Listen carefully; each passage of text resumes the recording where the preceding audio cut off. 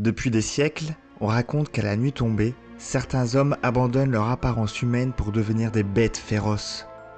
Mais le loup-garou des anciennes légendes ressemblait-il vraiment à celui de nos films? Était-il condamné à se transformer sous la pleine lune? Et une balle en argent suffisait-elle réellement à le vaincre? Salut les curios et bienvenue dans le premier épisode du Bestiaire de l'Ombre, une nouvelle série consacrée aux créatures qui peuplent nos mythes et légendes. Avec un format un peu différent des enquêtes classiques qui resteront le format principal de la chaîne. Dites-moi ce que vous en pensez en commentaire. Et pour ouvrir ce nouveau grimoire, nous allons nous intéresser à l'une des figures les plus célèbres du folklore européen, le loup-garou.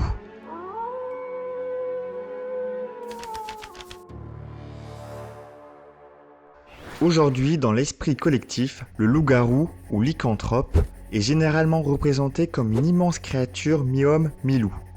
Un corps recouvert de poils, de longues griffes, des crocs acérés et une force surhumaine. Certains lycanthropes se transformaient entièrement en loups. Seule leur taille inhabituelle, leur intelligence ou leur regard encore humain permettaient de les distinguer d'un animal ordinaire. Généralement, la métamorphose n'était pas que physique. L'individu était persuadé d'être devenu un loup et adoptait son comportement. La transformation pouvait être provoquée par une malédiction, un châtiment divin, un objet enchanté comme une peau ou une ceinture de loup ou une morsure d'un autre loup-garou.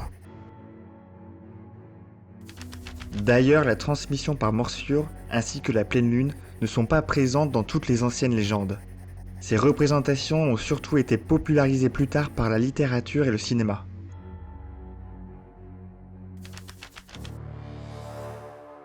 Le mythe du loup-garou ne possède pas une origine unique.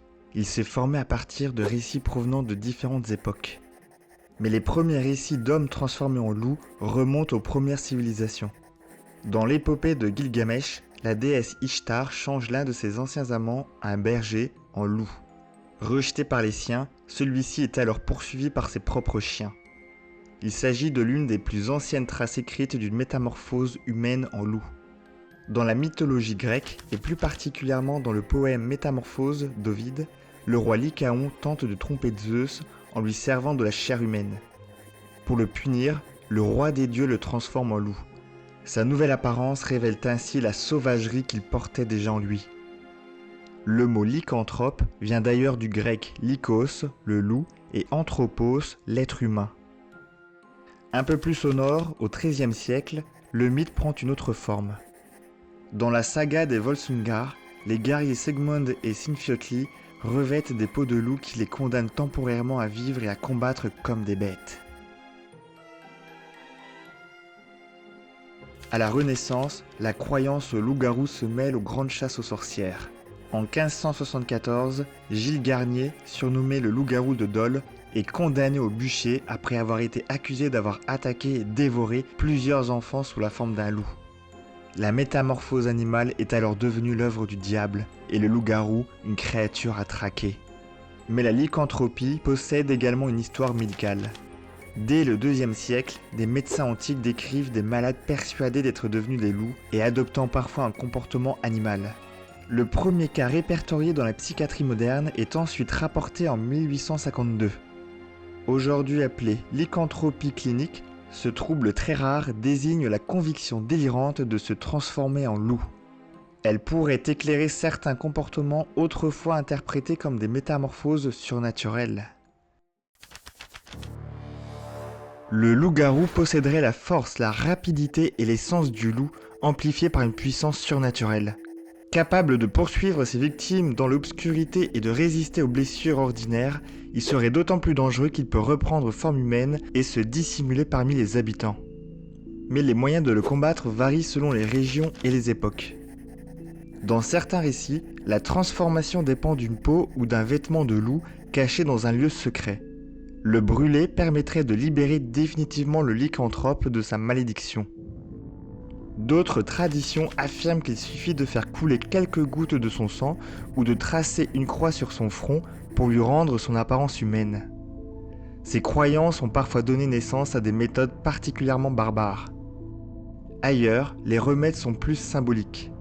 Dans certaines légendes germaniques, prononcer 3 fois le nom chrétien de la personne suffirait à réveiller son humanité. Une simple plante pourrait aussi aider à se protéger du loup-garou. L'aconite, aussi appelée tulou, est une plante qui est souvent décrite dans les récits comme capable de repousser les loups-garous. En réalité, c'est une plante très toxique pour les humains. Concernant les armes en argent, devenues aujourd'hui indissociables du loup-garou, elles ont surtout été popularisées par la littérature et le cinéma au 19e et au 20e siècle.